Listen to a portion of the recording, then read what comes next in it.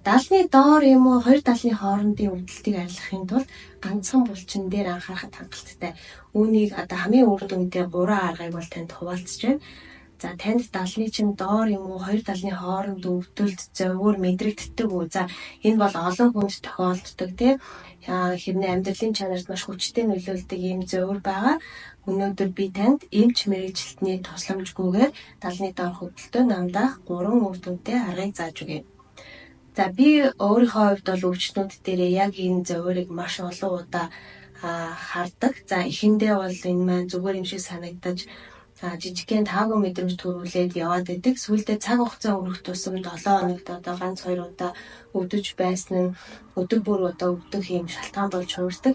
Хэрвээ энэ үед арга хэмжээ авахгүй бол энэ маань улам өвдөлтийн хүчин нэгсэж гинет огцом өвдөлт хөшөлт за таталт зэргийг өгч амьсгалахад хүртэл хүндрэл үүсгдэг. За зарим тохиолдолд энэ өвдөлт маань хүзүү мөр гарлууд дамжиж өвддөг. Амун цээж хөшөх амьсгалахад хэцүү болох зэрэг амун толгоо өвдөх, толгоо эргэх, за гарны хөдөлгөөн хязгаарлагдах зэрэг ийм олон шинж тэмдэг үүсгдэг. За энэ бүхэн нь ганцхан булчин зангирч чангарсантай холбоотой байдаг. Тэгэхээр би танд ямар ч шатны өвдөлттэй байсан хэрэгжилж болох гэртээ хийж болох хамгийн энгийн 3 аргыг зааж өгье. Би танд бол энийг бодитоор үр дүн үзүүлсэн арга гэж хэлэхэд таатай байна. За өвчтнүүдтэй бол би тогтмол зөвлөдөг бөгөөд олон хүн энэ аргыг хэрэглээд эдгэрчсэн төвхтэй. За нэгдүгээр арга нь өөртөө хийх массажны арга. За хэдүүлээ энэ ромбоид гэдэг булчин дээр тулж ажиллана гэсэн үг. Энэ булчин маань бидний нурууны нугалмаас даалны доод үзүүр хүртэл бэхлэгддэг юм булчин байгаа.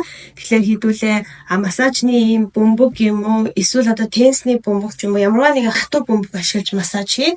За бөмбөгөө хэдүүлээ 70 болон нурууны хооронд байршуулж өгөөд хан руу сахаж өгөөд за биеэрээ ерөнхийдөө бөмбөргөө сайн шахаж өгөө сайн. Тэгээд та булчинтай хүрч байгаа тэр мэдрэмжийг авах хэрэгтэй. За массаж хийхдээ дээшээ доошоо зүүн тийшээ баруун тийшээ ийм чиглэлтэйгээр массаж хийж өгнө гэсэн. За ингэж массажлж байхдаа та өвчтөд цэгээ олох юм бол за яг тэр өвчтөд цэг дээр илүү фокуслаад 1 минут орчим сайн даалт өгөөрэй. За энэ массажны арга маань за яг энэ даалны хоорондох өвдөлт болон яг энэ даалны доор өөрийг тэр доор намдаах одоо ийм үр дүнтэй массажны арга байна. Хоёрдугаар массажны арга нь болохоор ийм массаж рол ашиглах байгаа.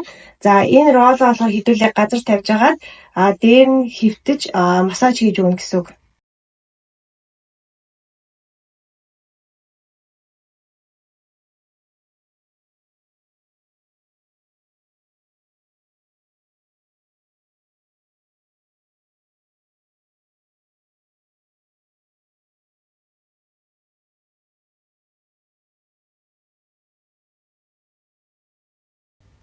За даалны доор болон хоёр даалны хоорондох өвдөлт болон зовирыг намдаах 2 дугаар арга. За динамик сунгалтын арга байгаа. За 1-р дас сунгалт маань болохоор та гараа хоёр гараа нийлүүлж агаад урагшаа болохдоо нуруугаа сайн бүтээж өгөөд эрүүгээ доод цээжиндээ нааж өгнө гэсэн. За эндээ 3 секунд бариад за дараа нь дээшээгээ одоо цээжид дэлгэж өгөөд за энэ дээр энэ үед бол та амьсгалаа авна гэсэн. За дахиад амьсгалаа гаргах үедээ 2 гараа урагшлуулад эрүүгээ цээжиндээ нааж өгөөд за энэ байрлалтай 3 секунд бариад дахиад одоо цээжид дэлгэж өгөж мөрөө сайн дэлгэж өгөх энэ дасгал байгаа. За энэ маань одоо мөрний энэ хоёр энэ чангарсан булчиг суулгах. За цаашлаа бидний энэ даалны хоорондох ромбоид булчин одоо хөдөлгөж өгөж сунгаж өгөх дасгал байгаа. Тэгээ 2 дугаар дасгал нь болохоор та гараа ардаа ингэж тавиад за тэгээд мөрөө урагшлуулж нуруугаа бүтээж өгнө гэсэн. За энэ үед бол бидний нөгөө ромбоид булчин маань маш сайн сунж өгж байгаа. За дараагаар хэдүүлээ цээжээ дийлгэж сайн гидэж за мөрний урдах хоёр булчинг маш сайн сунгаж өгнө гэсэн. За энэ маягаараа та давтамжтайгаар 20 удаа хийвэл сайн гэсэн.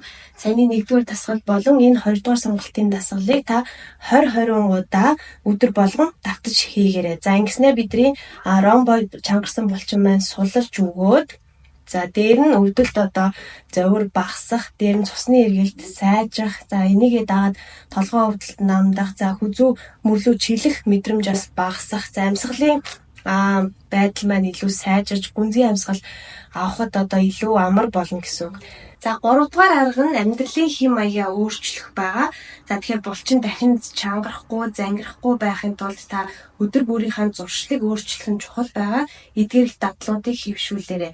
За өдөр болгон мөрөө шалгаж сурах. Тэгэхээр одоо сасныхаа дараа даал мөр гараа сайн хөдөлгөж цусны эргэлтээ сайжруулах. За мөн орой бүр халуун жин тавих, халуун шүршүрд орох за өөртөө массаж хийх зэрэг аргыг хэрэглэж болно. Мөн 15-20 минутын турш халуун жин бол тавьснаар булчин маш сайн тайвшир суларч одоо нөхөн сэргээлтэнд тустай байдаг. За тэгэхээр миний заалж өгсөн эдгээр 3 аргыг та ганцаараа эсвэл яг хэн нэгэнтэй хамт тогтмол хэрэгжүүлснээр одоо далны доорх юм уу дал хооронд хөвгөлтөөс бүрэн ангижрах боломжтой байгаа. Тэгэхээр та бүхэндээ эрүүл их байхыг хүсэн ерөөй энэ бичлэгийг одоо найз нөхөд гэр бүлтэйг хуваалцаараа тэгээд дараагийн бичлэгээрээ уулзцгаая. Миний одоо дөнгөж сая шинэхэн нээгдсэн YouTube сувагт маань одоо subscribe дарж дэмжээрэй. Тэгээд уламжлалт ухааны хэмж зүүдгөн засалж туулбайлаа.